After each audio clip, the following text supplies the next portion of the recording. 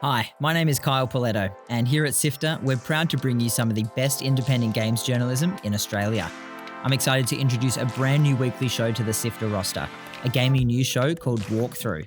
I'll let you know which company has been bought out this week, all the blockbuster titles that have just been announced, the controversies, and the exciting developments every Sunday. I'll also give you an update on the titles out this week and go in depth with some of the biggest stories. I hope you'll join me as I guide you through the news on Walkthrough, available on Apple Podcasts, Spotify, and wherever you like to listen.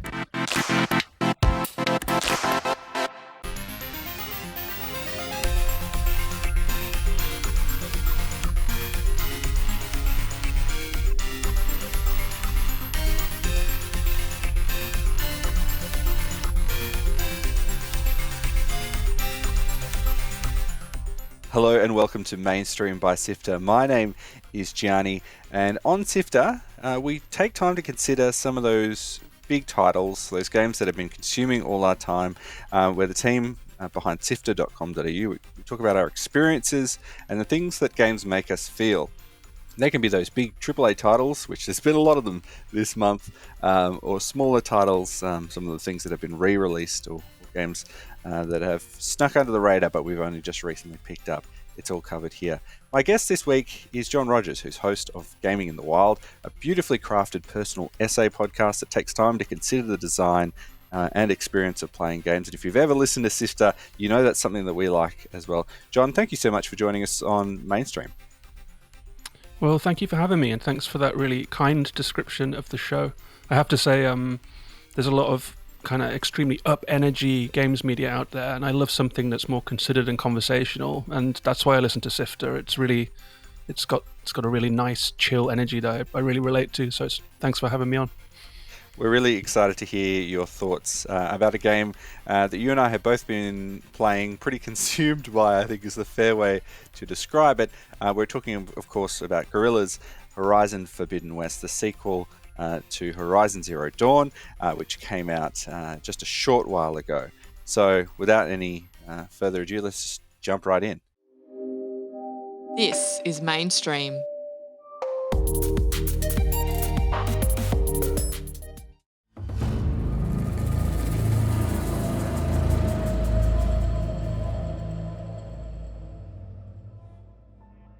So, John, if people have never come across the Horizon series before, they didn't play the original one, and now maybe thinking they've picked up a shiny PlayStation 5, one of the lucky few who've managed to be able to do so, and are picking up this game. What is Horizon Forbidden West, and how does it play? Well, it's a third-person action adventure. It's one of those proper, shiny, full-fat AAA Sony games. So it has all of the trappings of that. It looks beautiful. It's slick to play. It's got Hollywood production values. There is combat. There is exploration. There are quests. It's narrative-driven. And I think that what stands Horizon out, both the original and this one, is the story. It's a hard sci-fi story, like a high-concept, hard sci-fi story in a way that most AAA games don't really go there, if you know what I mean. So I think that that's what drew me to this one, as well as the beautiful visuals and the lush production values. It was really the fascinating and well-conceived story that these games possess. What I think is really interesting about it is a game that contrasts that high sci-fi, hard sci-fi, with a really human world, and you can see the elements of human society that have developed after a massive cataclysm, which you discover in the first game. The world ended, and you wake up and discover that the world is populated with machines. There's a tribal culture system that's been built up over years and years. There are familiar elements that you might recognize, and part of the mystery is working out what has happened. Why can you see the ruins of what people in the game call the Old Ones? What as you go through, you sort of discover this is a much bigger plot at hand. This episode is going to be relatively spoiler free, but the efforts of people who came in the past have effectively meant that humanity can survive after a gigantic cataclysm, and it is a world that is really deep, and there's a lot in there for you to discover. And interesting for me, it was a game that I have very few games where I've actually reached get a platinum trophy in PlayStation. And it's one of the few games I actually managed to do that. I really wanted to dig into it. And Horizon Forbidden West is, of course, a sequel to that 2016 title, and builds on that story as well. Aloy is the main character. She is your guide through the world. She's a hunter, hunting machines, taking down these things, but also someone who's really familiar with the old world technology that exists in this world. And she goes and has to now, having saved the world once, now has to save the world again. Finding pieces of the puzzle which would able to solve a crisis, a plague that is facing the world, which is due to collapse, an ecological collapse as part of it. So, John, can you tell me, when you're playing the game, some of the things that you spent your time doing in this open world? Because there is that storyline that can kind of pull you through, but it is a broader experience. There's really a lot of freedom, and you can kind of decide which direction you'd like to head in. Yeah, there was something that surprised me about this, actually. It is a direct sequel, so it's one of those ones where it continues pretty much where the last game ends. A little like Psychonauts 2, which is a couple days after the last game. In this one, it's a couple months, but it's like a proper sequel. So I would first of all say that if people are thinking of playing Forbidden West, I would do Horizon Zero Dawn first. It's really worth doing for all of the plot reveals that you'll get. Diving into this one would be a little confusing, and I think you would miss half the experience. And I think that's because the story is so deep, and it's not just the main story. I think that Horizon is clever because it has three stories happening all at once. It has Aloy's journey as a human. It has the past, the big hard sci-fi mystery of the past, and then it has the tribal present. And the tribal present was one of the lesser of the three in the first game. I think that's pretty safe to say. And in this game, much to my surprise, it's become the real meat of the game is the tribes, the new tribes that you will meet. There are some familiar ones like the Oseram, these mechanics, and then there are some new ones like the Utaru, who are peaceful farmers, the Tanak, who are warriors, and others. And to my surprise, the tribes are so fully fleshed out and so rich and wonderful and well conceived. They have their own slang and sayings. They have their own problems in different biomes that the game inhabits. And I really found myself fascinated looking into these tribes. And the way that you find out about them is through doing side quests. Like if the farming community has got some problems, then you'll do a lot of different side quests. And as you do them, you learn more about the Utaru's worldview and the specific problems that they have in their part of the world. And you'll do the same with the Oseram. They have, as mechanics and builders, they have labor issues and things like that.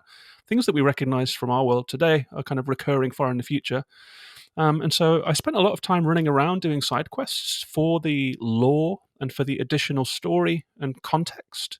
And the main story, which was the real hook for me in game number one, has kind of gone to the back of my mind a little. Even though there are some real nice plot reveals and it does go places, they do keep up the momentum with that story. I've really found myself just exploring each new biome as I find it and having a really leisurely playthrough and feeling like I'm learning a lot and getting a lot out of the game.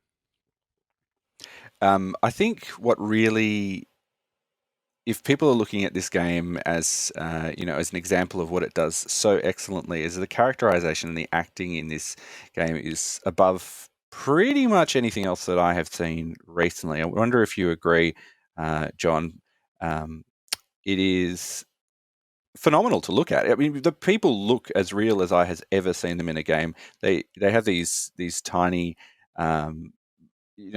tiny details, but you just look at their face, and as you said, I spent a lot of time doing the photo mode and in the cutscenes, which is a more fixed version. But the way that they frame those conversations up and the little micro movements that they make are so realistic. The voice acting is phenomenal.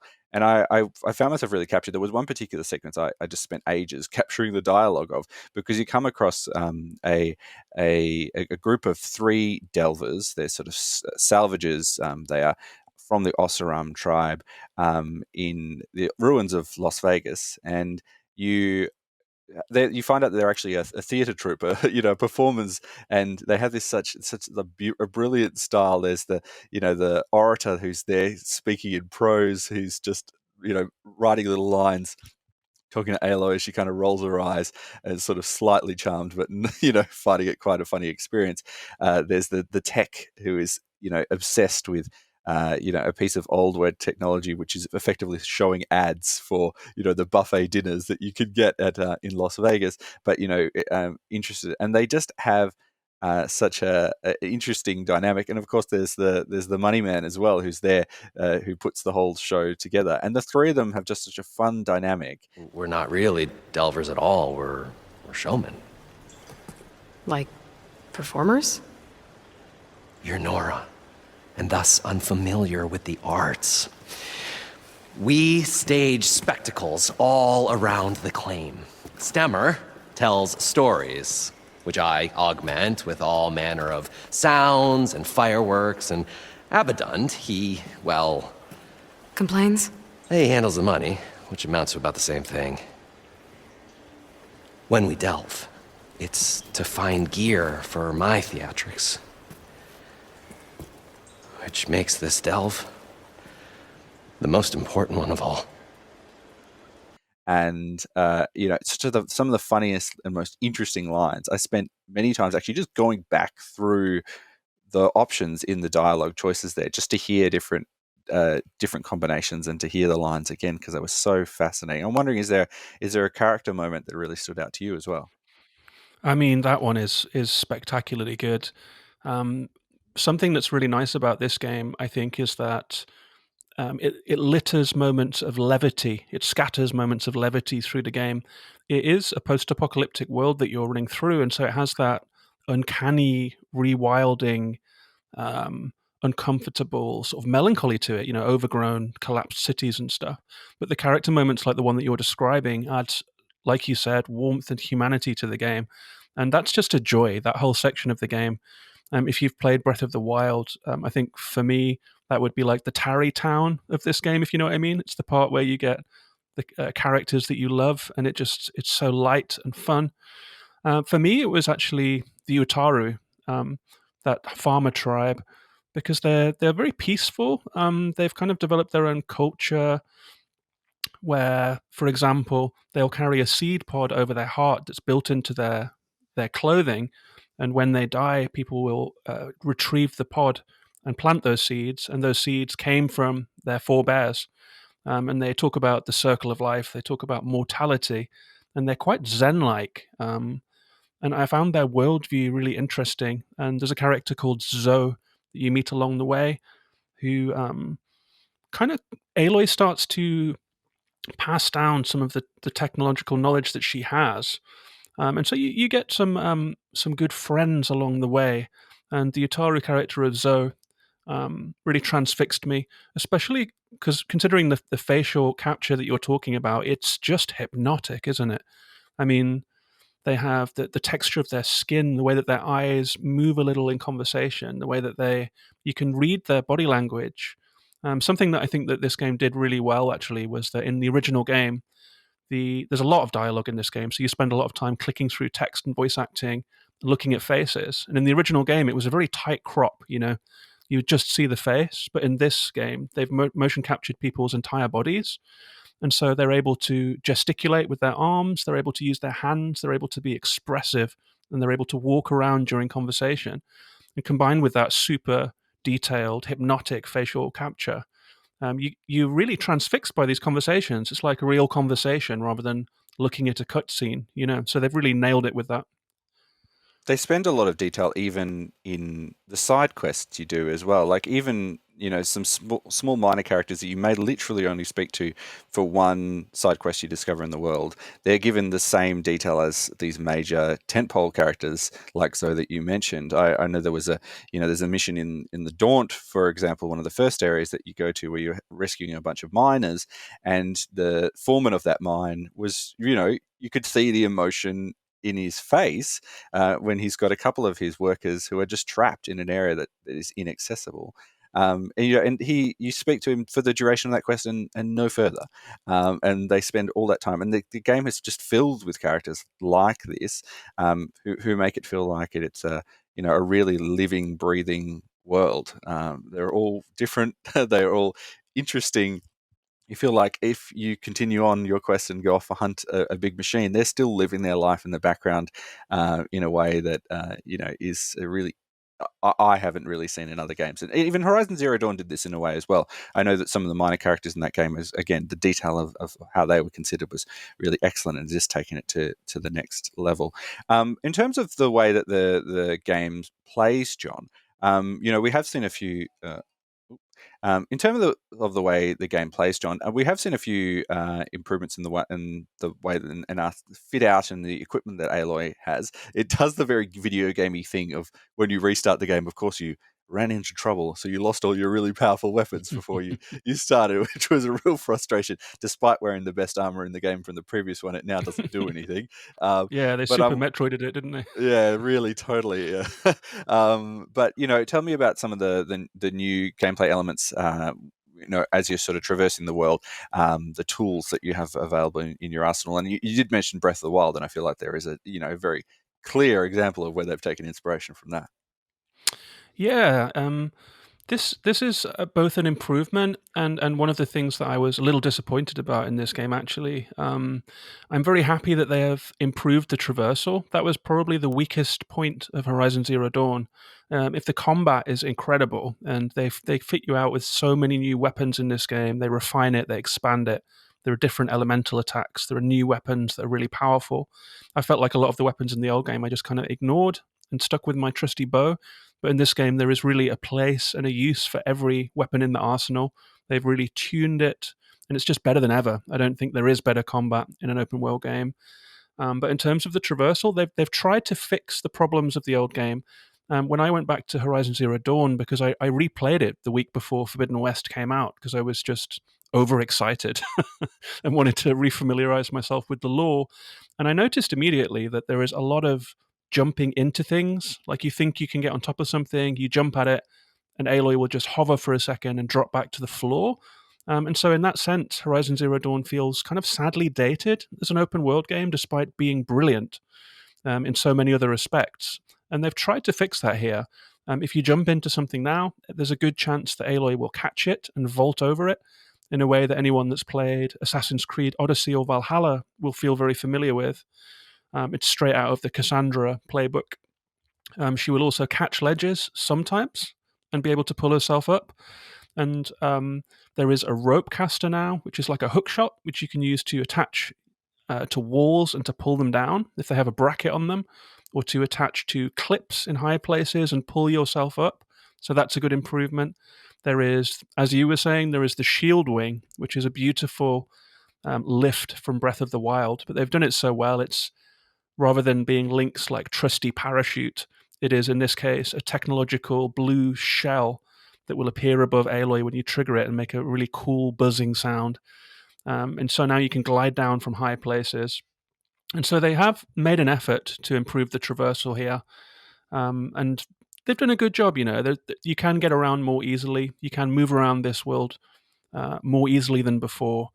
The combat, the new weapons, I really appreciated. So it does feel like an expanded and refined look at an already classic game, and they've really upped the ante in those respects, I would say. But you did say there was some part of it that didn't quite click for you or didn't work. Yeah, it's the climbing. This is the elephant in the room, the robotic giant elephant stamping around the middle of the room in Horizon Forbidden West is the climbing. I think there've been 3 attempts that worked for climbing in open world games. God of War, I mean, maybe it's not considered open world, but it's simple.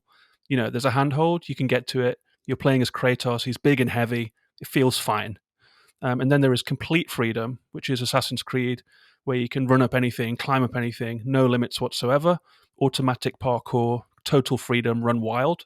And then there is Breath of the Wild, which has the stamina system, so you really feel like you're working to climb those heights. And this game tries to take a little bit from all of them. And by doing so, it makes a kind of a failed hybrid system. It's like they didn't pick a lane, they didn't pick a vision. It's supposed to be point-to-point climbing, so there are yellow handholds that you can move between simply by pushing left or right. Aloy does all the hard work there. But then they've tried to refine it so you can pulse, you can see, and that means you pulse, you scan the environment around you, and it will reveal handholds on vertical surfaces that are otherwise invisible. But they don't really work. You can jump onto one, push left, push right, push up. Aloy kind of often will just shuffle around on a ledge. She won't seem to reach for the one that looks like it's in view. And so a lot of the time, the climbing is like a frustrating shuffle up a cliff. And it really breaks down the flow of gameplay and the flow of traversal. I never look forward to climbing in this game.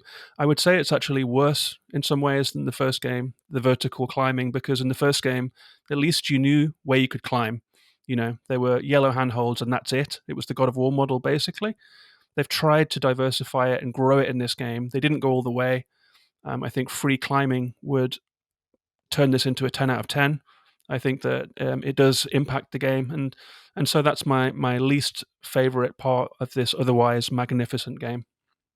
The thing about what they've done, and you mentioned the pulse there, is that because that it does have sort of set and defined paths in which you can climb, every now and then I wouldn't pulse every single time. I would just climb thinking, this looks like an outcrop one. And I would jump towards areas that I could not climb and fall down mountains. And it was Yep. very frustrating. And I've also had moments where you were very near a cliff and I just accidentally fallen down. And I thought, oh, okay, that's all right. I'll just throw myself against a wall. And just about all other climbing games, you'll quickly grab a handhold. Maybe it's about 10 meters or so below and you can climb back up. Nope, sometimes I ended up at the bottom of that cliff and had to climb all the way back up again.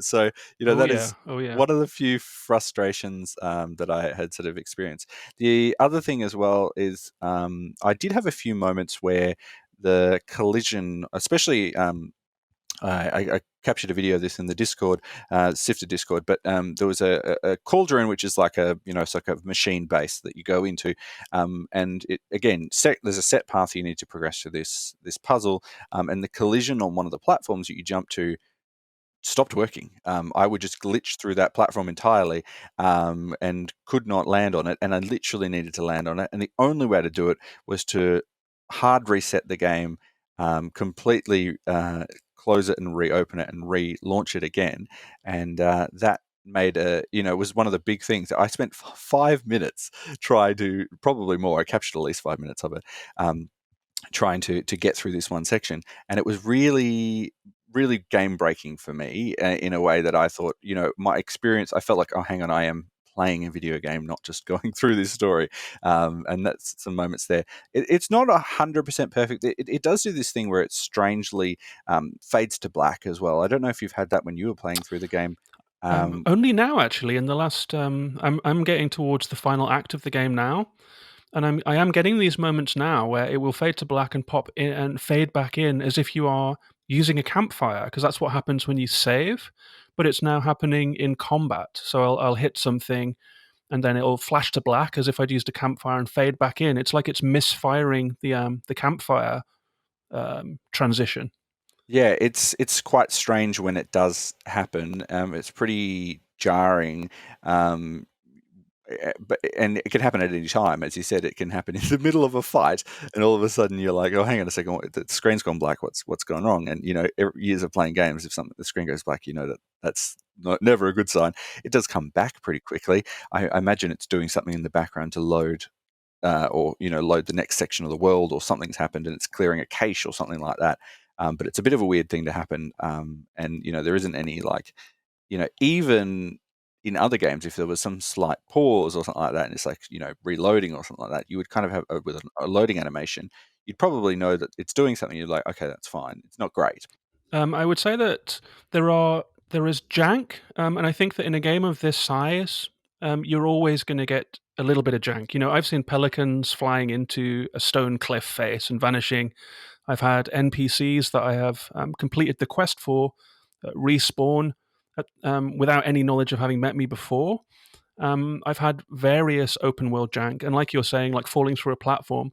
I think in a game with millions of entities and collision points and things like that, there are always going to be a few that are just a little bit off, and maybe they get identified and patched out in the future. Maybe they don't. I think it's the acceptable sort of normal bugs in a game of this size. But then there are design choices. And the climbing, I think, particularly gets to me, even though I absolutely love this game and I don't like to criticize it. I think it's a magnificent game, and so I don't want to come off like I'm harping on it or anything. But the climbing's a design choice, and that confuses me more.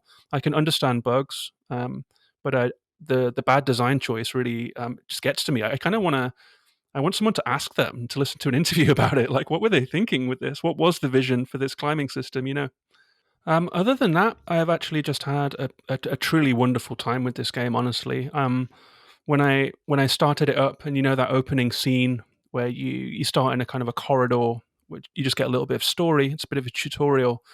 It's supposed to take maybe 20 minutes. I think I probably spent 45 minutes in there just looking at the water rolling over the rocks, looking at the light coming through the trees, looking at Aloy's hair bouncing around the way it does. It's just absolutely hypnotic animation. Very cool. I was so happy to be back in that world that honestly, all of the little bugs, glitches, and things that I didn't like, I'm willing to skate over them, most of them, because I think it's a masterful game. I think it's probably the best looking game I've ever played. Um, I'm thinking about games like Red Dead 2, things like that. Breath of the Wild, I love with that cell shaded art style that it has. But this one is just something else entirely. I've used the photo mode so much; I've got 4 gigabytes of capture, so I'm going to have to thin that down a little bit. And yeah, I just love the game. Honestly, the climbing is the real bad one for me. But other than that, I really like the game. Any final thoughts on who you think this game is for? Really maybe a clarifying moment in this game for you that really highlighted your experience with it. I would say that I was talking to a guy on Twitter the other day about what he liked about the game, and it was diametrically opposite to what I like about it. And what I like about it is the story, the experience, going slow, taking it all in, learning about the world. If you like deep lore, this can be a game for you. The normal difficulty is kind of easy. So for anyone that's, bouncing off Elden Ring, or anyone that is waiting for Breath of the Wild 2, you can find a really nice, gentle experience in this game. The guy that I was talking to went all in on the combat. He just beelined around. He sort of got himself over some mountains that are not supposed to be climbable into the end zone of the game straight away, and was just fighting dinosaurs quite happily. Just picking apart machines, using his focus to scan their weak points, stripping components off of them, even at a low level, just taking on the heaviest machines in the game. And so I think it can be a game for a lot of different people. There are many different ways to play it. I would say it's somewhere between that. If you bounced off Elden Ring, if you're waiting for Breath of the Wild 2, this is the action adventure that might be the one for you. For me, I really loved just the little pieces of story that are hidden in the world. There are lots of little logs and things that you discover. You can see the ruins of many buildings, especially if you're familiar with the west coast of the United States, that you will start to familiarize yourself with. I wasn't super familiar with the environment of the first Horizon game, but I am more familiar with sort of California and even Las Vegas as well, because I visited there. And sort of seeing some of those elements recreated in the world. It's that same sort of feeling you have of almost nostalgia for a place you haven't been to. And I really loved all that. The story and the character acting in it, for me, is what makes this series, especially even just those very small storylines that you experience. And again, there is that puzzle-solving element of the combat as well when you work out how to defeat this giant big bad that's coming rolling towards you, flames and claws ripping at you, and you're a very, very small person in a big world. But being able to put that all together is something that I really like, and I think this is a great example of when you've got a huge budget of a AAA company, and the publisher owns the console, you're not probably going to get much better than a game like this to show you of a tentpole. This is a killer app in as many ways of selling PlayStation 5 as I have ever seen. It is, and I know that Elden Ring has attracted a lot of the attention right now with those record-breaking scores and so forth. And it's a shame a little bit for Forbidden West that the spotlight has kind of gone from it. It happened to Horizon Zero Dawn with Breath of the Wild. That was the era-defining open-world game of that time. And it seems like Elden Ring might turn out to be the era-defining open-world game of this time, 5 years later. But I think that does a disservice to the Horizon universe. Breath of the Wild is maybe my favorite game, and I placed the Horizon series pretty close to it, honestly. I think that it deserves to be in that very, very top tier what people reserve for games like, the God of Wars and the Red Dead 2s of this world. I think Horizon really has earned its place there, and I think it should be considered as such. So that's Horizon Forbidden West, out now for the PlayStation 5. But if you don't have one of those, all accounts say that the PlayStation 4 version, even on the base PlayStation 4, you don't need a PS4 Pro, is phenomenal as well. So you can have an excellent experience with it. It's by Guerrilla Games and published by PlayStation. Sit down for a chat with your pals in video games. This is Mainstream.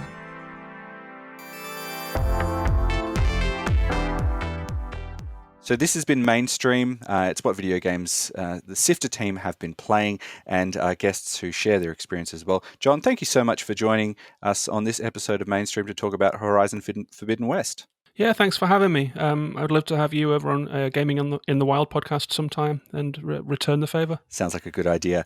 Thanks to Brian Fairbanks from Salty Dog Sounds for composing the Mainstream theme music. SIFTER is produced by Nicholas Kennedy, Kyle Pauletto, Fiona Bartholomaeus, Daniel Ang, and Adam Christou.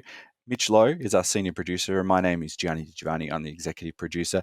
Now, John, if people want to find your podcast, where is the best place for them to go to if they want to listen to some considered analysis and thoughts around our experiences playing video games? Yeah, people can find the podcast at gaminginthewild.com. There are links there to Apple, Spotify, all of the usual places. I'm also on Twitter and Instagram as Gaming in the Wild. I'm talking every day on Twitter and currently sharing a lot of photos from Horizon Forbidden West. And the last episode of the podcast was actually a deep dive into this game. So if you want more Forbidden West from me, then you can find it at gaminginthewild.com.